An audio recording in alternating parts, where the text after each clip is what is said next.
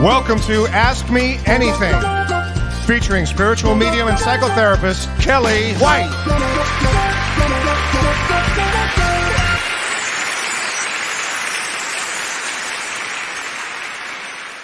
Hi, everybody. I just love that intro so much. Hi, Renee. Hi.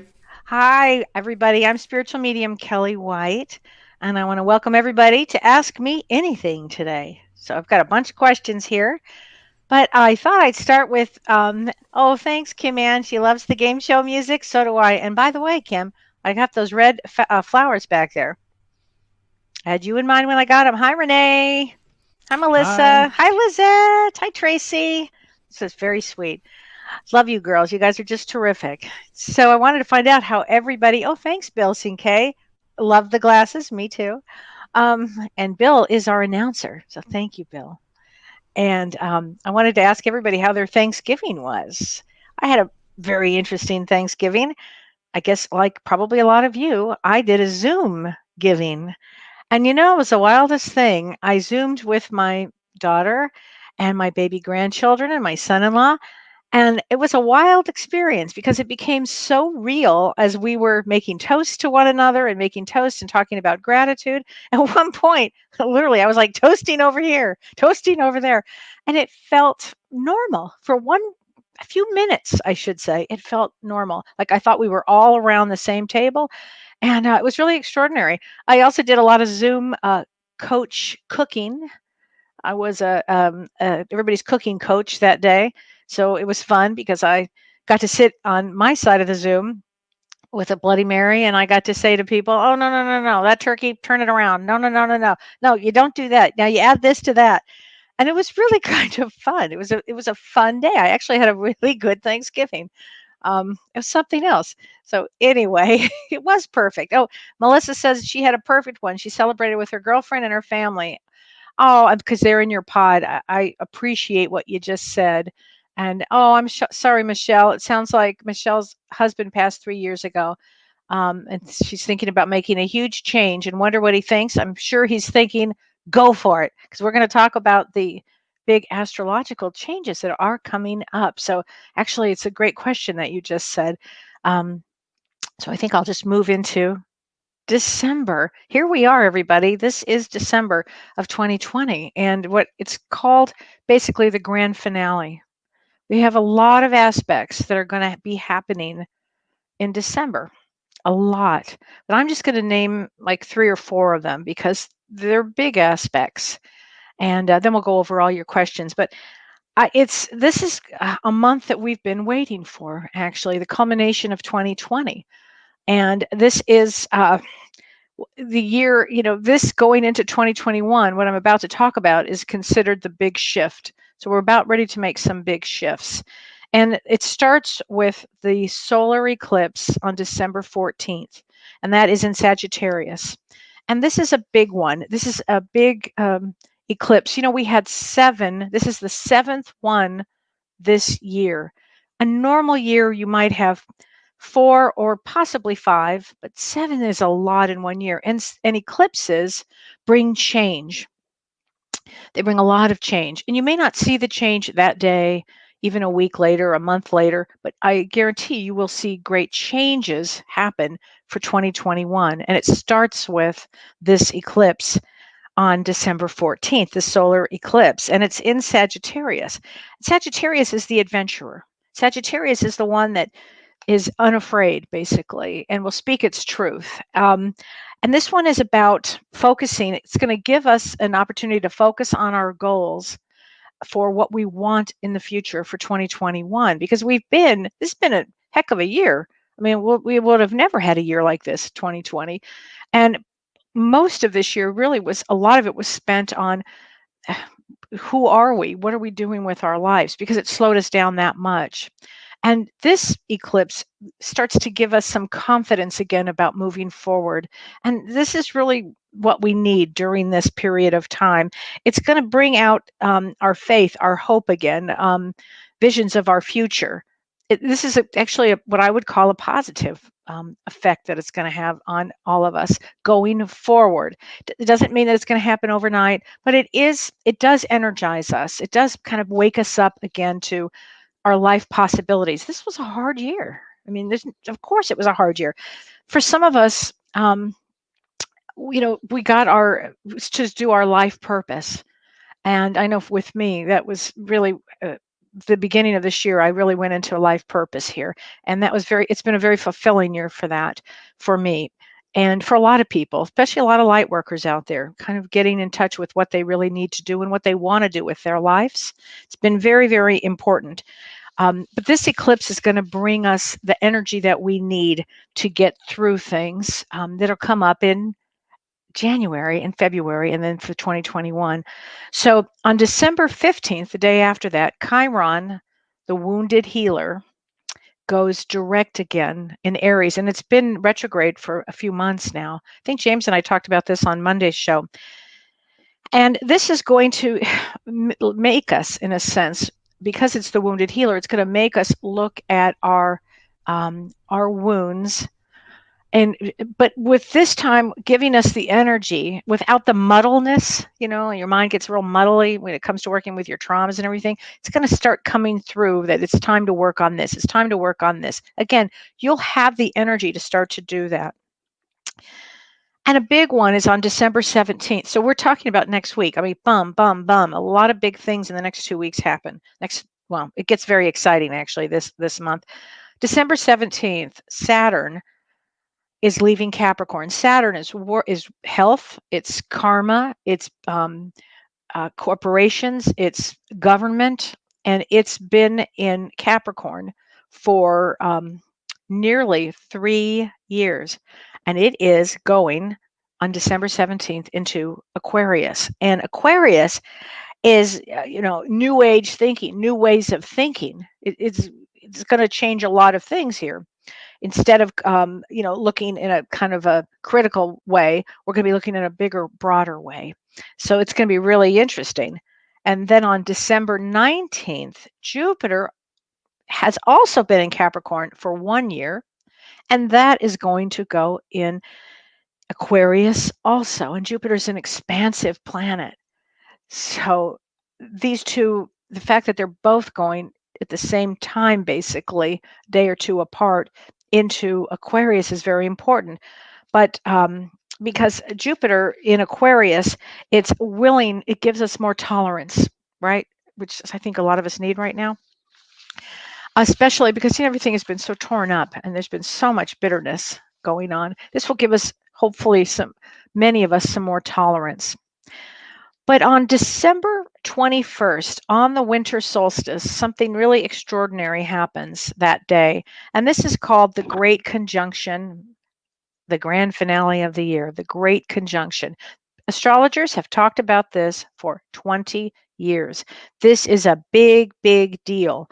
And what happens is Jupiter, that I was just talking about, that goes into Aquarius, and Saturn, that I was just talking about, that also goes into Aquarius, they are right next to each other. There's a conjunction. They're right next to each other. And this alignment, the last time this happened was in 1405. That was the new Renaissance period, with new policies, new political, new government, new arts, new music, all kinds of things. Everything changed. So you can imagine this is going to signal a rebirth. Some astrologers believe, and I kind of believe this, that this is the beginning of the age of Aquarius. And you remember the song, The Age of Aquarius, going from Pisces to Aquarius. And again, this is why many souls wanted to be here during this period of time, because it ends one era and then shifts into this other one. It doesn't mean it's been an easy one. We all know this has sucked and been really rough and intense. But going forward, it brings a new worldview. And when we get to 2021, there's some big aspects that happen in January and into February, and we'll talk about that probably another time. but it ultimately brings out healing, healing for this virus, healings for all kinds of things, and a new world energetic shift. So, politically, probably as well. I mean, I'm sure of it. But what it does is it brings collaboration and it brings community. Ultimately, before we get there, though, because I'm not going to be Pollyannish about that. However, before we get there, on December 23rd, Mars does its final square into Pluto. Um, Mars is in Aries, its own sign, and Mars is the planet of war and intensity and energy, and it squares off Pluto, the hidden, and a lot of things can happen during that period of time because Mars is very intense, and so is Pluto, and it's the third squaring off. So it could bring hidden power, hidden struggles up again with in the government, that and amongst people too. I mean, a lot of people might be squaring off again with each other. It's like, oh my God, oh Marone, as I used to say. I know you're laughing, Don. Um, and and then on December 29th, we have a full moon in Cancer, and that's going to be a very emotional time. So this year ends, I would say, on an emotional note. It's going to be a roller coaster. We're not out of it yet, but we're headed into new ways of thinking, and there is hope there's a light at the end of the tunnel. There's a light at the end of the tunnel. So we will get out of all of this. I think that we come through all of this, a lot of it, by April, into April probably, or mid-April, around that time is what I think, that there's an energetic opening about that period of time. And we'll all learn an awful lot. So wanted to give you those updates for me. So it's going to be an interesting time to look forward to, right? My goodness. Anyway, well, I'm going to answer some questions. You guys were so great. I love it. And thank you, Carissa. Carissa's my assistant, and you always make sure I get as many of your questions as possible. Celeste says, my Mars is in Aquarius. I'm taking this as a good sign for me. Oh, you betcha, Celeste. It would be a very healthy, good sign for you, because it would bring you energy to look at things in a broader, really unique way, because Aquarius they're the unique ones. Now, let me tell you the other side of Aquarius. They're pretty stubborn, very stubborn. But they're the new age thinkers. They don't care about rules. They will figure out another way to do things. I've known many powerful Aquarius, which is funny to me. Anyway, and I'm going to start with, let's see. Let me see. Well, let me just answer this. Lisa Juskite Hendricks says, I've been overwhelmed with emotions for a few weeks now. A lot of people have, Lisa. A lot of people have been having a lot of, as I mentioned before, vertigo was a big one, emotional big swings with people right now. Elizabeth Preston just says, I'll stay clear of family for Christmas. Probably a good idea, honey. And for some people, it really will be a better idea if you think about it that way. The thing about Zoom, if you're like Zooming with family, you can always hit that button. You don't have to get in your car and run away. You can just hit the button, fix yourself a cocktail, and leave. So, all right, I'm going to start with this one because I thought this was a really good question. This is from Emily Nicole. So, Emily, if you're listening, she says, good morning, Kelly. I'm wondering, does everybody have the ability to lift the veil, or is that more of a specific psychic gift? She says it seems more specific, like some people naturally are more in tune with hearing and seeing and feeling, and that's their psychic gift, trying to understand. So, first of all, let me talk about the veil. When she asked the question about lifting the veil is from our dimension into the other dimension. There's like a veil that most of us can't see through. After my traumatic brain injury, I was seeing there was no veil, and it was a bit too much for anybody, frankly, to have that experience. So we should be grateful there is a veil. To psychics and mediums, what we do is we kind of go as high as we can into the other side. So I guess the term could be, I've never heard that expression, lifting the veil, but yes. Can anybody do it, or do you have to have a psychic gift? As first of all, it would start with honing in on your psychic gifts, honing in on them. So really start paying attention to things. Everybody has some psychic ability. Some people have worked on it in many lifetimes, and I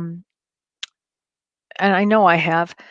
And some people start this in this lifetime, but all of us have some abilities to go into a psychic place. For instance, all of a sudden you might be thinking about somebody.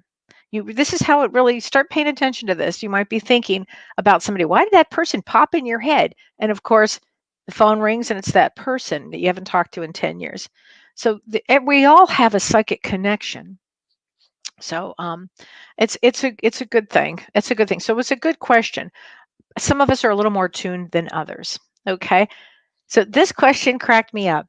Mark Johnson, if you're listening, he goes, so there's 8 billion souls on earth at the moment that all agreed to be here for growth. How many are in heaven? What are you, an accountant? He goes, is it 800 bazillion? That cracked me up. I have no idea, Mark. Um, but I know a lot of us are here on Earth, but a lot of us are here. And yes, there's probably a bazillion souls out there because there's so many galaxies and there are so many. I mean, we're just in one Earth. I mean, just one small little tiny galaxy, a little planet here. This is where we are. And there's how many billion here? So 8 billion here. So yeah, there's probably bazillions and bazillions. And we go from here to different galaxies to learn. And we're constantly in a state of growing our consciousness. So Earth is a school that you come here, 8 billion of us at a time, apparently, come here to learn things often the hard way because this is a tough school. This is not an easy school. There are other dimensions, from what I understand, where people get along really well. Souls, there's really no fighting, that they get along, they're raising their vibration and the souls are growing. Earth is hard. Earth is a tough school. But that cracked me up, Mark. So I so appreciated that question. I thought it was so funny. So let's see. So Marissa Petty says, can you give tips on dealing with anxiety and health issues due to the crazy things happening in astrology? Yes, I can. First of all, start taking really good care of yourself, which means eat properly, eat well, eat high vibration foods. Okay, drink a lot of water, get grounded, exercise. Exercise is really important. Even if you do, as my doctor this week told me, 6 days a week, 40 minutes a day. That's exactly what he said. And I'm going to do it. And so, anyway, but working out helps a lot with this. Deep breathing helps. Meditation helps. Tai Chi helps. And I've talked about that many times, moving with the energy. And just staying in your body, Gratitude helps. Art helps. Music helps. Anything you can do to soothe yourself now, but be cognizant of what you're doing. Now I'm going to do Sundao. Now I'm going to practice Tai Chi. Now I'm going to listen to music. Just be mindful of it. Okay. Let's see. What is a high vibration food? Mel Reed asks. I will tell you, great question, and thanks for asking me. I have a green smoothie every day for the last how many years? 10 years, I think, maybe even longer. Go to Kimberly Snyder, and I do not know her, but I just love her work. Kimberly Snyder, you can Google her, and she has this thing called a green, what does she call it? A glowing green smoothie. And it's with spinach and kale and celery, and I have a Vitamix, and I whip this up every single day. I mean, I'm really consistent with certain things, and that's one of them. And that to me is very high vibration. I eat a ton of vegetables, organic, and that's what I do to raise my vibrations and keep them up. Karen Ann says, "Hi, Kelly. An intense dream thoughts about someone usually makes me want to reach out to them." Oh, absolutely, Karen Ann. I agree with that. And in fact, James and I are going to do a show Monday, and it's about dreams. And we're going to talk about it from prophetic dreams to lucid dreams to dreams that are visitations. And people have been asking me what happens in a dream when you feel like you're being grabbed by somebody, or like a soul is trying to wrestle you, and we're going to talk about that. We'll address that question on the dream show on Monday. So for the people that have asked me those questions, and there have been a lot, we'll talk about that on Monday.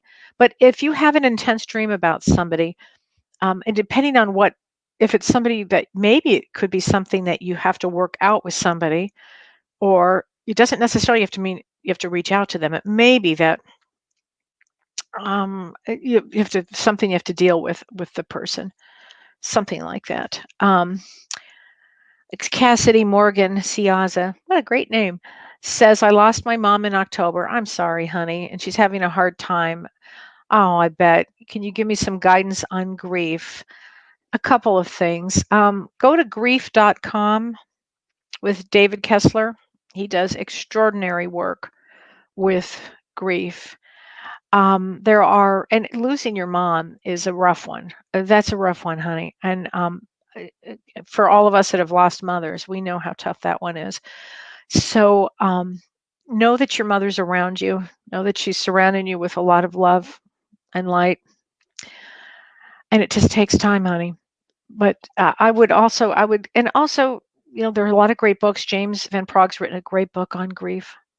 There's some great things to do about that. Be gentle on yourself, okay? When you lose a mother or a father or a beloved soul, it takes a lot of time. So you got to give yourself that time. You got to give yourself that permission to be sad and to grieve, okay? Because there are a lot of stages that you will go through. I have chills. Boy, is your mom around here? Your mom is around, honey. Woofa. Just know that, and you'll be pay attention to your dreams, because she'll be coming to you in your dreams. You'll see her. Okay. Um, let's see. What else do we have here? This Milena Stan says, "This year has been so difficult for us. I hope next year will be more mild." Me too, Milena. I think mild's an interesting word to use. I think it's going to be a kind of a not like this year, but we are going to be changing philosophies, if you will. We're going from one way to think into another way to think. And this could take 2 or 3 or 4 or 5 years, frankly. This is just the beginning of it. But I think that it's going to be a better year than this year. This was unbelievable, right? Unbelievable. It's so funny. In 2019, I was screaming, "I'm going to tell you, 2020 is going to be rough." I know people thought I was insane. I thought I was insane. Why am I saying this? I just knew it. And here we go. But 2021 is going to be better on some levels. There's going to be a lot of healing that goes on. So there'll be vaccines, there'll be healings for this, there'll be, I don't know, the world will make a positive shift. Okay, so let's just go with that. Oh, Tammy Lynn Monahan Keneally says she lost her mom on November 10th. Oh gosh, honey, just recently. Oh, I'm so sorry. A lot of the people that are leaving now, and I just feel like I need to say this, their soul signed up for to leave during this time. It's like they've seen enough. A lot of people have left suddenly, and it's a shock to most people because they've left so suddenly.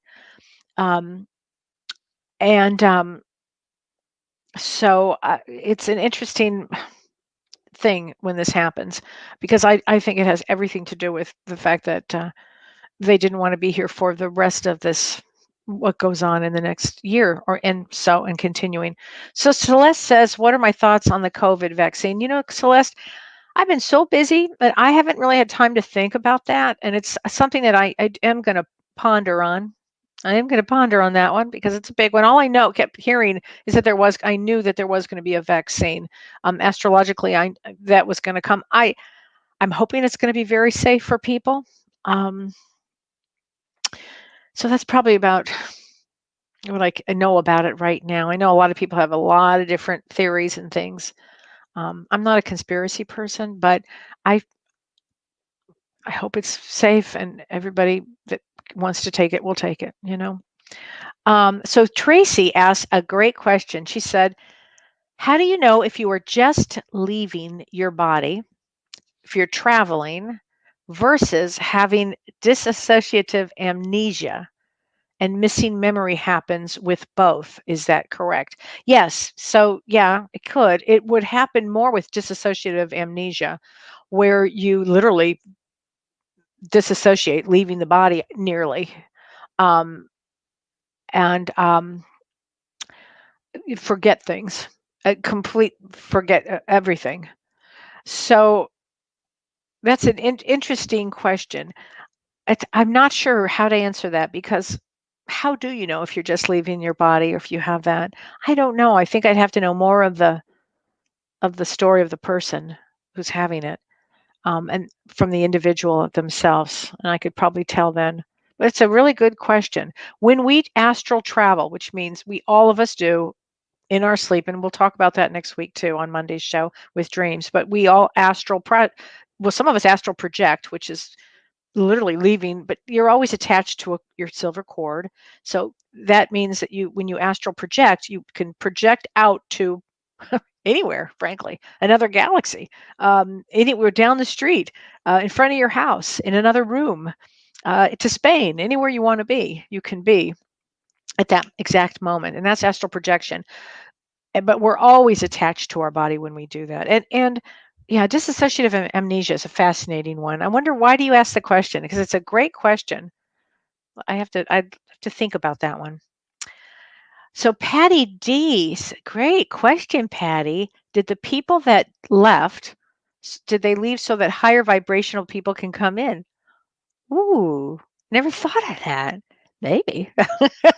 Oops, you got to go because somebody higher vibration is coming in because we need them. Well, I'm going to tell you this. These children that are being born now are very, very high vibration kids. My grandson, he's only 3.5. He's on Zoom Thanksgiving. He said to me, we were going to make a toast. And I said, let's make a toast. And he said, well, actually, Gigi. I'm like, actually? What 3-year-old says that? Actually. These kids are something else. Of course, both of his parents are doctors, but it was pretty funny. But these kids that are coming in now are really high vibration. So that's a good question. I don't know how to answer that. Maybe, maybe. You might have just cracked a code there, Patty. That was a good one. Um, let's see. Kathy Wood Rehan says time seems sped up some days. Could that be possible? I actually said that to somebody today, Kathy. I cannot believe you just said that. It does feel like time is speeding up, and you don't want to waste any time. And could it be possible that it speeded up? I have to say all things are possible. Maybe. Um, and maybe we're feeling it more because, we've been home for so long. I think I've been out of the house like 12 times in a year. Seems odd. And I really mean that. I don't think I've been out much more than that. So, but it does feel like time is speeding up. And one thing about time, and especially as you get older, and when you're young, you probably don't even think this way, but when you get a little older, you start going, whoa, what happened to those 10 years? Like, whoa, all of a sudden you're 50, then 60, then 70. I mean, it's the damnedest thing, and then 80. So you don't want to waste any time. And I had a wonderful talk with a really dear friend of mine. Hi, Linda, today. And we were talking about not wasting time. As you get older, don't waste your time here on this dimension, in this planet, because it does go so damn fast. And you want to be able to go back home to the mothership and back home to the other side and say, whoa, I did it. Even if you do 50% of everything you put on your to-do list on the other side, bravo. And that's what you want to do. Wendy Connolly says, it seems like a lot of very influential people passed in 2020. Wendy, I couldn't agree more. And it was interesting. The other day, my girlfriend told me to watch Charlene. Hi, Charlene. She told me to watch Helen Reddy, it was not a documentary. It was a movie on her life. And I didn't know she died the end of September of this year. I'm like, what? How did I not hear that? I Am Woman, Hear Me Roar. It's good. I actually cried during that movie. It was a good movie. But yeah, a lot of influential people. And I'll tell you what happens then. Then I can say that the people that are here have to rise up and also become influential. You know, so Pam Bellwood working says, I'm having surgery December 17th. Is it a good day for surgery? I'm in Aquarius. Yeah, probably is. Probably is. That's going to be a powerful day there, honey. That's a powerhouse day. Go you. Okay, so Betty Mower Scott says, Hi, Kelly. My daughter is anxious in her room at night.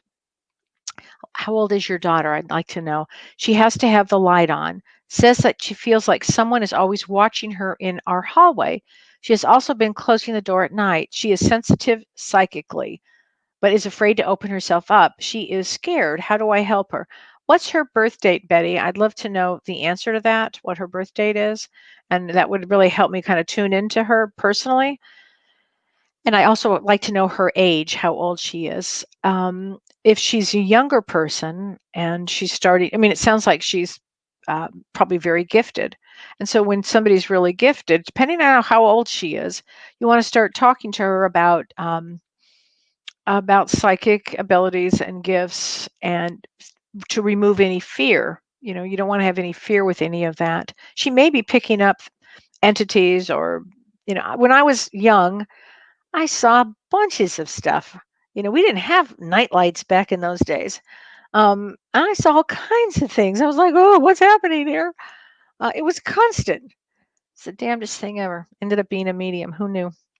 Um, anyway, wait, let me ask some other. Um, Christine Daigle asked a question. I have to say, you guys asked the greatest questions. Christine says, Hi, Kelly. What is the origin of our souls and how is a soul created? That's such a great question. Because, in my mind, it goes like, oh, you go to the soul factory and I'll take that soul. After my head injury, one of the things that there was no such thing as time. So I had this traumatic brain injury. And as a result, there was no veil. And then there was no such thing as time. So time was an illusion that is here in this third dimension. And one of the things that I could see going way far back is me being created. Other people have mentioned this too. So I'm not the only one that has either had this experience or thought this, but I actually saw this. And it was a bunch of bright light. And I'm going to use the term God. You can use whatever word works for you. That works for me. It's probably, God is probably greater than that, but I'm going to use the word God because it is a great word to use. And I believe that God goes, okay, busy making 8 billion souls for Earth. Now I need another 10 billion over here, but it's a great question, and I wish I had the exact answer. Whoops, I froze up there, but I wish I had the exact answer, but I don't. But I can tell you what I saw, and it was a massive amounts of light. And I always think that God said, I think she needs a little more because she's going to be busy. That's what I imagine. Anyway, let's see. Oh, Tammy Lynn Moynihan Keneally says, is it our imagination when creating art, music, novels, movies, a real situation from different realities on the other side? How does it work? Where does it come from our own spirit experiences? So I think you're talking about when we do creative things like art and music. Well, I'll tell you what, on the other side, we do a lot of stuff. There is art, there's museums, there's music, there's everything, dance and language, and anything you want to learn is over there for us to learn. And there's time until you get that call to come back again. But we are actually there doing all kinds of creative things. So we may be working on a project on the other side as an artist or learning art or something, and then actually bring it down with us. Or they may be there will also be artists and musicians and writers on the other side that will be working on pieces and bring them here to different individuals.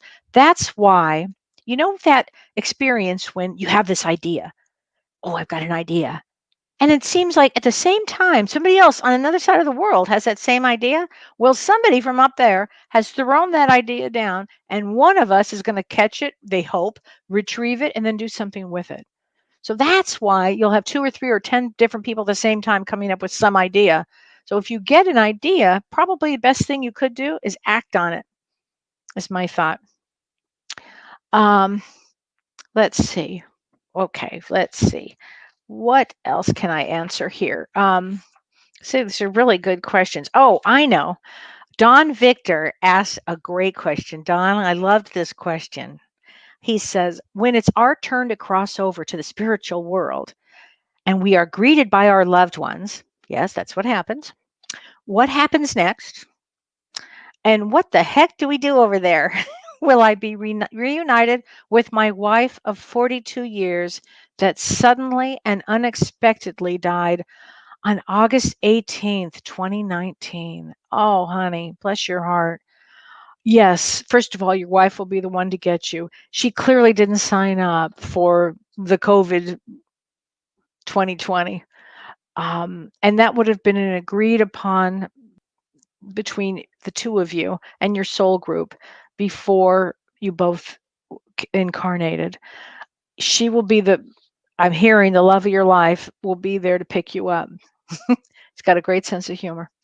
And she will be there to pick you up. And when this happens, there's like a meet and greet. So you're always picked up by a loved one, always. And some people, they would prefer Jesus, or they would prefer different religions prefer different things, or they want their child that had passed to come and get them, or something like that. There will always be a reunion like that. And so, and the call goes out to the universe 6 to 8 weeks before you pass.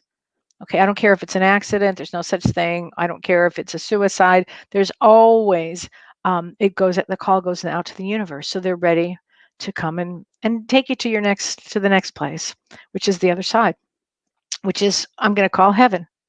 And when you get to that dimension, there's a meet and greet, so you're all there, and you see people you haven't seen in a really long time, and you might see your great grandparents, your kids, your old boyfriends, your whatever, any of that, you'll see. Some people you just don't want to see, but and that's what happens. And then what do you do once you get over there? Great question.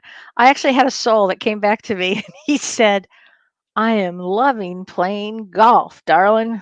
That's what he said to me. I go, you're playing golf? He said, every day. I mean, he was a huge golfer and loved it. So there's all kinds of things that you can do. Ultimately, you're there for a period of time until you decide how do you want your soul to expand and grow, because our souls are constantly growing and growing and growing, and learning and observing. So you'll be there and you'll do, there's theater, you can go see plays, you can listen to incredible music. Again, there's no such thing as time and there's no timeline. So if you want to see an old performer that you've always wanted to see, Elvis Presley, I don't know, you could do it there. It's going to be an extraordinary experience on the other side there. We are here for a small amount of time, but this is really where we reside. And then from there, as we've talked about, my father has many houses or many rooms. So the more your soul starts to advance, you go to different areas to learn to grow. So it's quite an experience. And somebody else asked me, and I can't find that question right now, but somebody said to me, oh, here it is. It's a great question. Mark Johnson said this. He said, I've got some more thinking. Mark, you are hilarious. When we die and we return home, do we remember all the other people from our past lives? You are spectacular. You've got some great questions there. I so appreciate this one. Yes, yes, yeah. You may not recognize them right away because the costume they would have worn when you knew them in 1865 would have been different. And then it takes a while to readjust to your new experience back in your home. Some people have homes there. You can manifest things quickly there by thought. And so, yes, you may not recognize them right away, but there would be a time when you would definitely meet with these people. Definitely. Because sometimes people that you're really close to decide not to come in this incarnation in this particular time. They may have made a different decision. Maybe they went to another galaxy, or maybe they decided to sit this one out. Um, because for whatever reason, they were busy performing on the other side. I don't know, but they didn't want. They were on tour over there, so who knows? But that's what happens too. So not we know many, many, many, many souls, not just the souls that are with us now. I hope that answered that. Okay, Emily Nicole, can you talk about deja vu? Great question. Like, what does it mean? Several times I've had dreams that I consciously remembered, then it happened in waking life years later. Wow. Yeah, that is a form of deja vu. Deja vu is when we almost get ahead of ourselves. So we'll have a thought or we'll see something, and then all of a sudden we align with that and we're like, wait a minute, what? I had a deja vu because I knew I'd already done that. So like when we get ahead of ourselves, and it's quite common with people. When I was younger, I used to have it all the time. I don't have it as much, although I had it the other day with somebody, which kind of threw me because I hadn't had that for a while. But great question. So it just means that you're almost ahead of yourself, and then the physicality comes in and you remember this. But great question. Veronica says, my father-in-law passed today. Any message for me? Thank you. Oh, Veronica, let me see if I can tune into that. I'm sorry that he passed away right there. I think he's just is there being greeted right now. I think but so keep your eyes out for messages, okay? I know there'll be a lot of peace around you guys, okay? Jennifer Pedke says, does a soul's energy stay the same vibration always from life to death to life? All souls have equal energy. Are vibration and energy not the same thing? Oh, wow. Really good question. So, does a soul's energy stay the same always from life to death and back to life? We're always on a constant state of raising our vibration. And vibration is our life force, our soul's growth, our vibration. You want to keep that soul's growth, I mean, at the highest level that you constantly can, which would be like really good thoughts, good, spiritual thoughts, good thoughts, staying away from negativity. All of these things raise your vibration. Now, energy is, you can eat a candy bar and have a lot of energy. So it's different. It's a little different. But each time, do all souls have equal energy? No, no, I don't think so at all. No, I think that if you take really good care of yourself, and again, keep yourself away from negativity, negative people, it's tough when you're in this earth dimension because there's so much negativity around. Oh my God. And some people gravitate to it. It's like, ugh, such a friggin' waste of time. I'm not kidding you. It's just a waste of energy. So you want to watch your energy and keep your energy up and strong and away from negative influences or any of that until you get so strong that you don't even care one way or the other way what somebody thinks. That's the best way. Alyssa Watling says, I believe deja vu is a checkpoint that we are on the right path. I couldn't agree more. Thank you for saying that, Alyssa. I could not agree more. I think that's absolutely right. Hi, Connie from Oregon. Yeah, I think that is absolutely true. So Lynn Laravira, if I'm saying your name right, great name. When do souls reincarnate? Is there a specific reason as to when they can do it?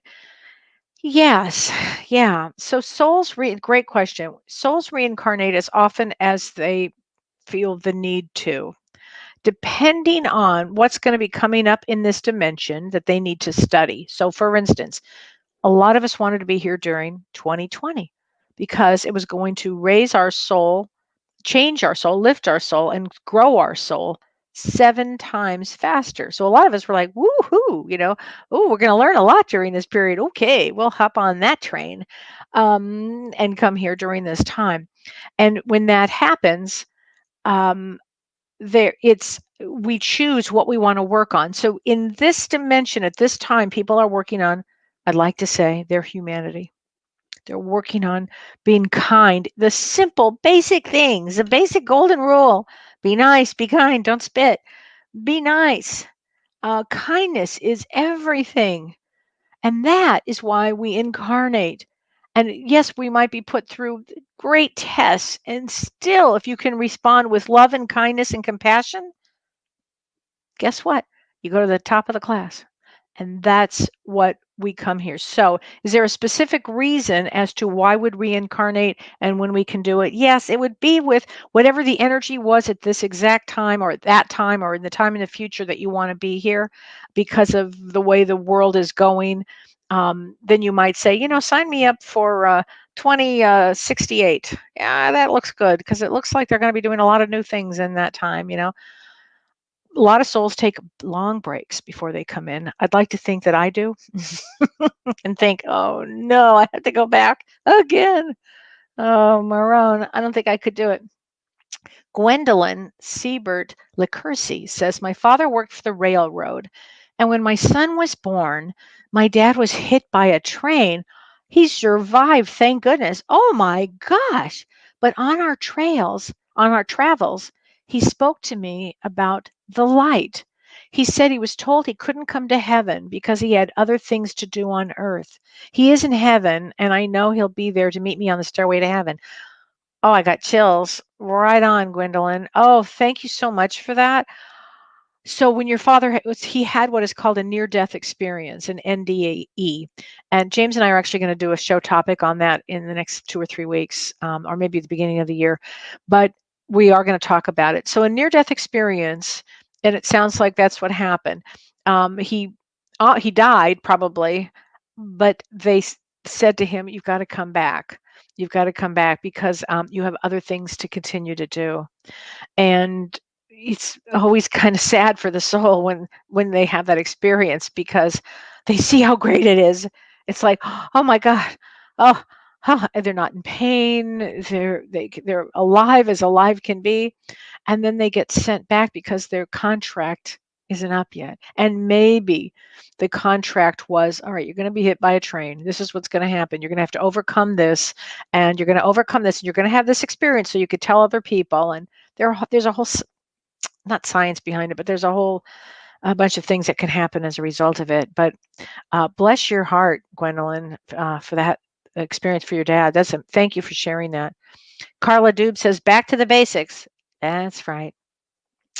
Linda Judd said, do we come into life with the full measure of our abilities active, or do we have to relearn them again? Oh, what a fabulous question. Let's see. Some of us come in with full abilities. Some of these kids, have you seen these kids? It's unbelievable. Often we come in with kind of a veil over that. And then we have to get to explore and then get out our gifts again. And sometimes the gifts come in a little bit, and then you just need some encouragement. We all need encouragement for our gifts. You never know where you're going to get that encouragement, by the way, and that natural position that you had in there can really explode out. All it takes is somebody to be nice to you and say, "Wow, you're really great at that." I am. Next thing you're flying. And because it's easy to dissuade somebody, it's easy to put somebody down. And it's just as easy to lift them up, and that actually explodes with your abilities. I swear to God, positivity is everything. Hope is everything. Kindness is everything. I think I've made my point. Chris Childers. Hi, Kellee. How will we ever get off this wheel of reincarnation in this world when there's always something new to learn here or much help is always needed here? Oh my God. These are great, great questions. It's a damn good question. I wish I had the answer. What happens is this. I do have some answers for this. You get off the wheel of reincarnation. They call it a wheel. Like we're going back again. Oh, here we go. When we learn what we came to learn, which again goes to compassion for whatever we've been through, kindness to one another, kindness to ourselves, positive thoughts. When you've learned what it's like to be human without judgment, when you become this old wise soul, often it's time then to allow others to make that same leap into their greatness. And so what happens is you would continue to grow, but you'd be on the other side and you would have new adventures. You may want to do whatever it is. Your soul will continue to grow and grow and grow and grow. And there are many schools and many masters on the other side to work with. So your soul will always be in a state, but you'll know there'll be a, you'll just, you'll work with your spirit guides, you'll work with your soul group, and it may be, I've done, I'm not going to go anymore. I graduated. I hope I have graduated soon when it's my time. Um, Shannon Jones, if star seeds often struggle mentally and emotionally, does that mean their vibration is low? No, not at all, honey. If empaths struggle not to absorb the emotions and or negativity of others, do many empaths stay at a low vibration? How does this interfere with soul group? Oh, with soul growth. Great question, Shannon. Um, no. And star seeds, I should say, are souls that are not from necessarily, I mean, probably nobody is from this dimension. We just come here, this planet Earth. But star seeds are really interesting, unique beings that their basic home is not Earth. They are come from other galaxies and they come here to learn like the rest of us.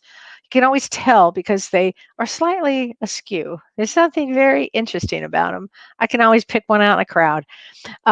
But they often struggle emotionally because and mentally because this place is tough, and empaths are the ones that are really sensitive, and we absorb a lot of things, and so it's hard to imagine that people out here are mean and cruel and all of this, and yet they are, and yet we still come here as an empath, maybe to teach them or to show them how to be kind to others. So, but does that mean that your vibration is low? Not at all, honey. Not at all. A lot of people struggle with mental illness, and a lot of people struggle with emotionally. So, no, it doesn't mean that your vibration is low. It means that you're in a particular difficult time. And so, do everything you can to get as much help as you can during this time. If you're feeling this way, so you don't feel alone, and you can get some help out there. And there's some great therapists out there that can help you, lift up again, so you don't have to. So you'll get better. You'll feel better. Okay, but it does not mean that you stay in a low place. Okay, I hope I answered that one. Should we take some calls? I've been talking all this time. I didn't even think about that, Renee. Yes, yes, we can take a call. Okay, I'm so sorry, everybody. I meant to. I was just so. These are such great questions. Okay, well, we have Simone. Simone, I'm gonna bring you into the studio. You're live now. Please ask your question. Hi, Simone. How are you Hi. doing? Hi, Kelly. Hi, honey. How are you? I'm good. How are you? How can I help you? I'm good. So I was just wondering if you could look into something for me. I feel like I'm at a crossroads right now. I'm about to embark on a major life decision, and it's something that I have always thought that I wanted for a really long time. But now that it's in front of me, there is a lot of resistance, and I have been having a really hard time trying to figure out if it almost just feels like this crippling kind of doubt, and I can't tell if this is really fear-based or a lot of it is generational trauma, or Good if question. this is also What is your maybe what? my intuition. Well, let me see. What's your birth date? August 13th, 1986. August 13th. So you are a king of clubs. Oh my gosh, honey, there's nothing you can't do. You're just in your head. And the thing is, you have to battle negativity. It's one of the things that you came in to battle. Now, you were born in 1986. So how old are you Mm-hmm. exactly? 34? Is that about right? 34 or 35? Yeah, 34. Okay, 34. 34, 14, 15, 6, 7, 8, 9, 10. Oh, and you're a 9. You come to complete a cycle. Oh, no. No, no, no. You're going to be just fine. Your battle is self-assurance. Am I going to do the right thing? You're going to always do the right thing. You're a king of clubs. You think like a man in there, and there's a tremendous amount of responsibility that you have. My gosh. And you're young to have a lot of responsibility. Your soul came in to have responsibility. So Mm-hmm. whatever this Yeah. decision would be, honey, it's probably a good time to make it now. probably a good time. Okay? Does that help a little? Okay. Yeah. I think so. You have to fight the It's a lot negativity. of being in my head. A lot of being in your head. Yes, because you're a king of clubs and you've got a male brain, and there's a lot of that. It's you'll give yourself a break, and if you can, uh, get a chuckle out of this. I know you're in your head a lot, but you promised yourself before you came in that you were going to overcome negativity. Okay, Mhm. so just think like that, Okay. and don't have any fear. It's a waste of energy. Okay. It's a true waste of Yeah. energy. Okay? Go with Yeah. God. Go. Conquer. Have fun. Thank you. You're welcome. Bye, honey. Thanks. You're Bye. welcome. Bye. Bless her heart.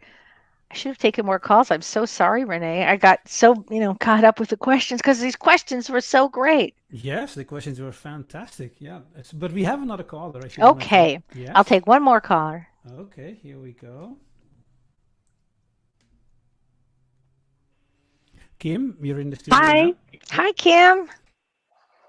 Hey, Kelly, it's Kim Ann. I had a quick question. I have heard you say before that people choose their parents, Mhm. and I know that you did a bad dad and you did a bad mom. So my question is, when you have a difficult parent, why in the world would you choose them? Are you doing penance for something you did, or are you Possibly. really just being Okay. elevated? Okay. That is the greatest Why question. would you choose? Why would you do this? Okay, this is hysterical. But tomorrow, Saturday, our bad dads is this Saturday. So if you haven't signed up and you've had a bad father, when father didn't always know best, and you wanted somebody normal, but you got this package instead. Um, Take our class because it's going to be a great class with Dr. Shirley and Pellizzeri and me, and it's going to be a great class. And we go through the different types of fathers, and then we talk about the healing aspect of that, the wounds. We get to that, and it's very important to name it to tame it, if you will, frankly. But so Yeah. why would And you? I had a great dad. I have a Oh, really difficult mother. oh, So okay. and it's interesting that I have both spectrums. Oh, that is very interesting. Both. Wow. Well, and why would we choose a difficult father? I'll tell you for a lot of reasons. Or a Do difficult mom. or a difficult mother. It's it's what we came in to learn. It's what we came in to learn: tolerance, um, boundaries. They often are our greatest teacher. If you had a mother or father that's negative or angry or any of that, what have you learned? Then, as a human, you would learn boundaries, tolerance, what not to be. And often this is why we would choose somebody like that. And then that soul has a lot of growth that they have to do, And often, you can Okay. be their teacher as well. It's a great question, and we'll be talking about that again on Saturday. But yeah, we do choose we choose our parents, our siblings.